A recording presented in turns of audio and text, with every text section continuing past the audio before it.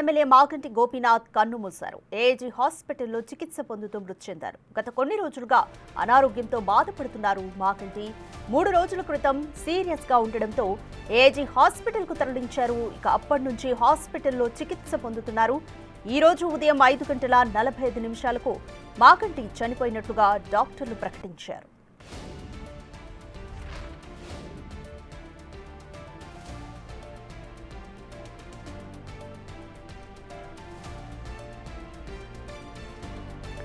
మాగంటి గోపీనాథ్ మృతిపై తీవ్ర దిగ్భ్రాంతి వ్యక్తం చేశారు కేసీఆర్. ఆయన మరణం పార్టీకి తీరని లోటన్నారు.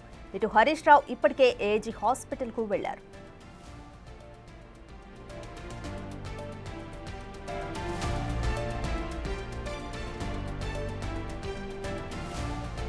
హైదర్గూడలో 1963 జూన్ 2న జన్మించారు మాగంటి. తల్లిదండ్రులు కృష్ణమూర్తి, మహానంద కుమారి. చదువంతా హైదరాబాద్లోనే సాగింది. వెంకటేశ్వర ట్యుటోరియల్స్ లో ఇంటర్మీడియట్ పూర్తి చేసిన ఆయన 1983లో ఉస్మానియా యూనివర్సిటీ నుంచి BA పట్టా పొందారు. మాగంటికి 3 పిల్లలు. కుమారుడు వత్సల్యనాథ్ కాగా 2 కూతుళ్లు అక్షరానాథ్, బిసిరా. 1983లో టీడీపీ ద్వారా పొలిటికల్ ఎంట్రీ ఇచ్చిన మాగంటి 1985 నుంచి 92 మధ్య తెలుగు యువత రాష్ట్ర అధ్యక్షుడిగా పనిచేశారు. 1987-88 మధ్య హైదరాబాద్ అర్బన్ డెవలప్మెంట్ అథారిటీ డైరెక్టర్గా, 88 నుంచి 93 మధ్య వినియోగదారుల ఫోరం అధ్యక్షుడిగా పనిచేశారు. హైదరాబాద్ జిల్లా టీడీపీ అధ్యక్షుడిగా సైతం పనిచేశారు మాగంటి.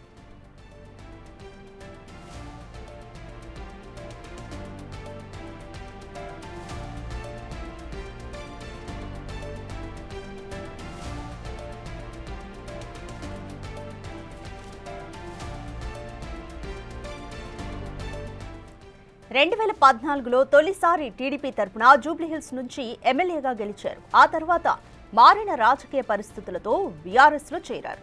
2018, 2023లో జూబ్లీహిల్స్ నుంచి పోటీ చేసి గెలిచారు. 2018లో శాసనసభలో పబ్లిక్ ఎస్టిమేట్స్ కమిటీ సభ్యుడిగా, 2022లో బీఆర్ఎస్ పార్టీ హైదరాబాద్ జిల్లా అధ్యక్షుడిగా నియమితులయ్యారు.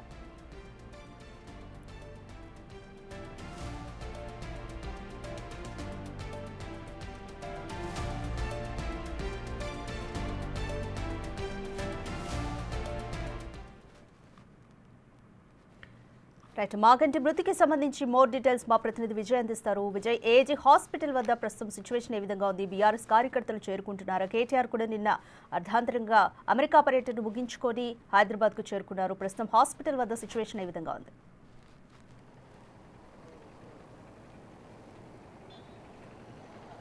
యశ్రాధిక 1983లో మొదలైనటువంటి మాగంటి గోపీనాథ్ రాజకీయ ప్రస్థానం అయితే నేటితో ముగిసిందనే చెప్పాలి. అయితే కుటుంబం అంతా కూడా తీవ్ర విషాదంలో మునిగిపోయింది. మరొక పక్క బీఆర్ఎస్ నేతలందరూ కూడా ఒక్కరొక్కరిగా కూడా ఏఐజీ హాస్పిటల్కి అయితే చేరుకుంటా ఉన్నారు. అటు మాగంటి గోపీనాథ్ కుటుంబాన్ని పరామర్శించడానికి కూడా ఇప్పటికే మాజీ మంత్రి, సిద్దిపేట ఎమ్మెల్యే హరీష్ రావుతో పాటు కూకట్పల్లి ఎమ్మెల్యే మాధవరం కృష్ణారావు, అలాగే మాజీ మిర్యాలగూడ ఎమ్మెల్యే నల్లబోతు భాస్కర్ రావు సహా ఇటు కేటీఆర్ కుమారుడు కూడా, ఒక పక్క మాగంటి కుమారుడు, కేటీఆర్ కుమారుడు క్లాస్మేట్స్గా కూడా చెప్తా ఉన్నారు. సో తన స్నేహితుడికి కొంత బాధ్యతగా నిలిచేందుకు కూడా హిమాంష్ కూడా ఇక్కడికి చేరుకున్నారు.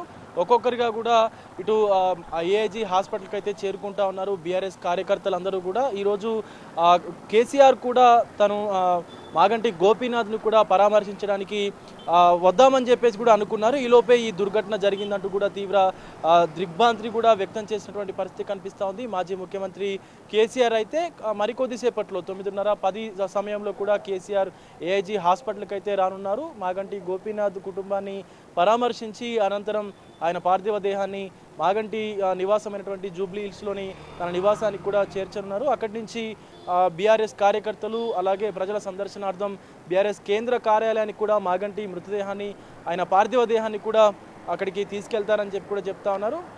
సో దీంతో తీవ్ర విషాదంలో మునిగిపోయింది మాగంటి కుటుంబం. అలాగే ఆయన అభిమాన గలం కూడా మనం చూసుకున్నట్లయితే ఆయన ప్రస్థానం ఇప్పటిది కాదు, 1983 నుంచి కూడా ఆయన రాజకీయాల్లో యాక్టివ్గా ఉన్నారు. తొలుత ఆయన మొదట తెలుగుదేశం పార్టీ ద్వారా రాజకీయాల్లోకి వచ్చారు. ఆయన 1985 నుంచి 92 వరకు కూడా తెలుగుదేశం పార్టీ యూత్ అధ్యక్షుడిగా కూడా పనిచేశారు, రాష్ట్ర అధ్యక్షుడిగా కూడా. అలాగే 1987-88లో హైదరాబాద్ సంబంధించినటువంటి అర్బన్ డెవలప్మెంట్ అథారిటీలో కూడా డైరెక్టర్గా పనిచేశారు గోపీనాథ్. 88 నుంచి 93 వరకు కూడా వినియోగదారుల ఫోరం అధ్యక్షుడిగా కూడా పనిచేశారు.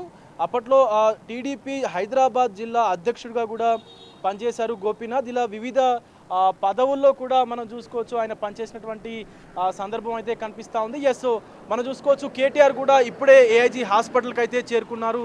తన మిత్రుడైనటువంటి హైదరాబాద్ జిల్లా బీఆర్ఎస్ పార్టీ అధ్యక్షుడు Jubilee hills MLA Maganti Gopinath మృతి పట్ల తీవ్ర దిగ్భ్రాంతిని కూడా వ్యక్తం చేశారు కేటీఆర్.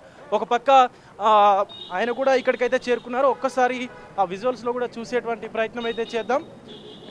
సో అయితే ఇలా గోపీనాథ్ ప్రస్థానం అయితే ఈరోజు ముగిసిందనే చెప్పుకోవాలి. గోపీనాథ్ 2014లో జరిగినటువంటి శాసనసభ సార్వత్రిక ఎన్నికల్లో భాగంగా తెలుగుదేశం పార్టీ తరఫున ఆయన ఎమ్మెల్యేగా కూడా గెలిచారు. తెలుగుదేశం పార్టీ నుంచి కొన్ని కారణాల వల్ల, అప్పుడున్నటువంటి పరిస్థితుల వల్ల తెలుగుదేశం పార్టీ నుంచి ఆయన బీఆర్ఎస్లోకి రావడం జరిగింది. అప్పుడున్నటువంటి టీఆర్ఎస్ పార్టీలో జాయిన్ అయ్యారు.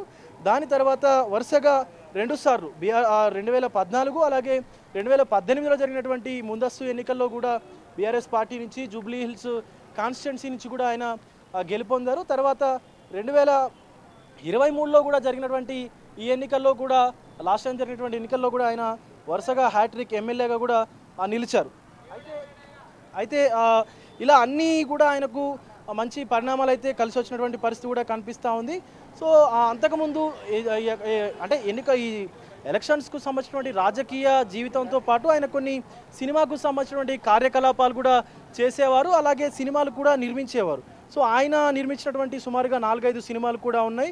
సో 1995లోనే ఆయన పాత బస్తీ అనేటువంటి సినిమాకి కూడా ప్రొడ్యూసర్గా పనిచేశారు. అలాగే రవణ అనేటువంటి 2000 సంవత్సరంలో వచ్చినటువంటి సినిమాకి కూడా ప్రొడ్యూసర్గా పనిచేశారు. ఇక భద్రాద్రి రాముడు అనేటువంటి సినిమాకి కూడా 2004లో కూడా ఆయన ప్రొడ్యూసర్గా చేశారు. అలాగే 2009లో వచ్చినటువంటి నా స్టైలే వేరే అనేటువంటి ఆ సినిమాని కూడా మాగంటి గోపీనాథ్ అయితే నిర్మించినటువంటి పరిస్థితి కనిపిస్తూ ఉంది. ఈరోజు కేటీఆర్ నల్గొండ పర్యటన ఉండగా కూడా ఆయన మిత్రుడు Jubilee hills MLA Maganti Gopinath ఆయన ప్రాణాలు కోల్పోయినటువంటి పరిస్థితి కనిపిస్తూ ఉంది. కాబట్టి సో ఆయన పర్యటన కూడా రద్దు చేసుకొని కేటీఆర్ అయితే ఇప్పుడే ఏఐజీ హాస్పిటల్కి కూడా చేరుకున్నటువంటి దృశ్యాలు కూడా కనిపిస్తూ ఉన్నాయి. సో తన స్నేహితుడు తండ్రి అయినటువంటి మాగంటి గోపీనాథ్ ఒక్కసారిగా అకాల మరణం చెందడంతో హిమాన్షు తన కొడుకు ఎవరైతే మాగంటి గోపీనాథ్ ఉన్నాడో తన కొడుకుని కూడా తన స్నేహితుడికి అండగా నిలిచేందుకు కూడా ఇక్కడికి ఏఐజీ హాస్పిటల్కి అయితే వచ్చారు. ఆయనతో పాటు మాజీ మంత్రి హరీష్ రావు, సిద్దిపేట ఎమ్మెల్యే హరీష్ రావు కూడా వచ్చారు. ఒక్కొక్కరిగా కూడా అందరూ బీఆర్ఎస్ నేతలు, బీఆర్ఎస్ కార్యకర్తలు కూడా పెద్ద ఎత్తున ఏఐజీ హాస్పిటల్కి అయితే చేరుకుంటా ఉన్నారు. మాగంటి గోపీనాథ్ మృతి పట్ల అందరూ కూడా తీవ్ర దిగ్భ్రాంతిని వ్యక్తం చేస్తూ ఉన్నారు. మరొక పక్క ఇప్పుడున్నటువంటి రైట్ విజయ్, మాగంటి మొదటి నుంచి కూడా టీడీపీకి విధేయుడిగా ఉన్నారు. అయితే రాష్ట్రం విడిపోయిన దృష్ట్యా ఆయన బీఆర్ఎస్లో చేరారు. 3 సార్లు ఎమ్మెల్యేగా గెలిచారు. అయితే టీడీపీ నుంచి ప్రముఖులు ఎవరైనా హాస్పిటల్ వద్దకు ఆయన చూడడానికి చేరుకుంటున్నారా?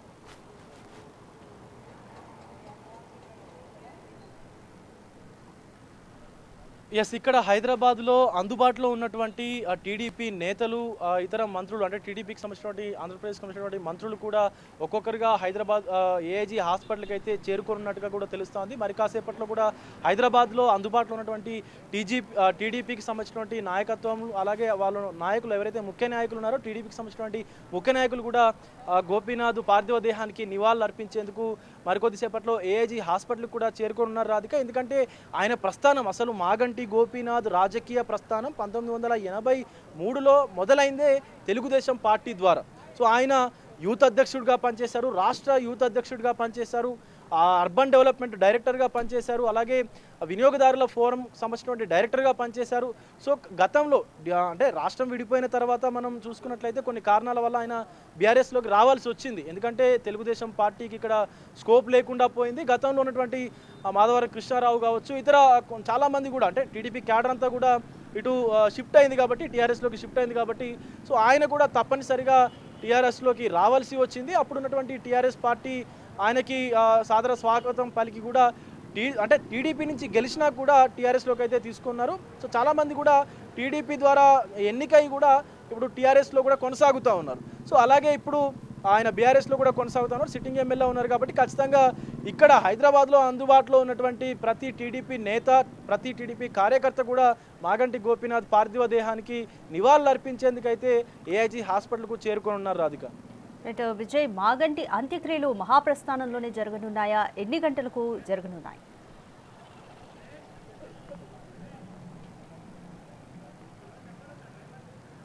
ఎస్ రాధిక, అయితే మాగంటి పార్థివ దేహాన్ని మొదట ఆయన కుటుంబ సభ్యులు అలాగే ఇతర ఆయన అభిమానుల సందర్శనార్థం ఆయన అంటే ఇంటికైతే తీసుకెళ్ళనున్నారు. జూబ్లీ హిల్స్లోని తన నివాసానికైతే తీసుకెళ్ళనున్నారు. అక్కడ కాసేపు ఉంచిన తర్వాత బీఆర్ఎస్ భవన్కి కూడా, బీఆర్ఎస్ కేంద్ర కార్యాలయానికి కూడా తరలిస్తారు అంటూ కూడా చెప్తా ఉన్నారు. ఎందుకంటే బీఆర్ఎస్ అభిమానులు అలాగే ఆయన ముఖ్యంగా హైదరాబాద్కు సంబంధించినటువంటి బీఆర్ఎస్ పార్టీ అధ్యక్షుడిగా కూడా ఉన్నారు. కాబట్టి సో హైదరాబాద్లో ఉన్నటువంటి ప్రతి బీఆర్ఎస్ కార్యకర్త కూడా మాగంటి గోపీనాథ్ పార్థివ దేహానికి నివాళులు అర్పించేందుకు అటు బీఆర్ఎస్ కేంద్ర కార్యాలయానికి కూడా వస్తారు అంటూ కూడా చెప్తా ఉన్నారు. సో దీంతోపాటు మహాప్రస్థానంలోనే మాగంటి గారి అంత్యక్రియలు కూడా నిర్వహిస్తారని కూడా చెప్తా ఉన్నారు. సో ఖచ్చితంగా ఫ్యామిలీ, కుటుంబం అంటే అక్కడ కుటుంబంలో ఉన్నటువంటి వాళ్ళు తన సోదరులు కావచ్చు, ఇతర కుటుంబ సభ్యులందరూ కూడా సందర్శించేందుకు మొదట ఇంటికి తీసుకెళ్లి జూబ్లీ హిల్స్లోని, కౌర్ హిల్స్లోని తన నివాసానికి తీసుకెళ్లి అక్కడి నుంచి బీఆర్ఎస్ కేంద్ర కార్యాలయానికి తరలించి అక్కడ కాసేపు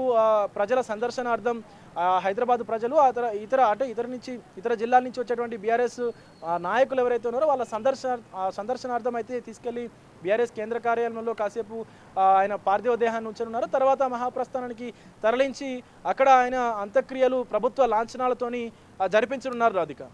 రైట్, థ్యాంక్ యూ విజయ్. ఈరోజు ఉదయం 5:45 ఎమ్మెల్యే మాగంటి గోపీనాథ్ కన్ను మూశారు. అయితే బీఆర్ఎస్ నేతలంతా కూడా తీవ్ర దిగ్భ్రాంతి వ్యక్తం చేస్తున్నారు. కేసీఆర్ కూడా తీవ్ర దిగ్భ్రాంతి వ్యక్తం చేశారు. ఒక్కొక్కరుగా ఏజీ హాస్పిటల్కు చేరుకుంటున్నారు.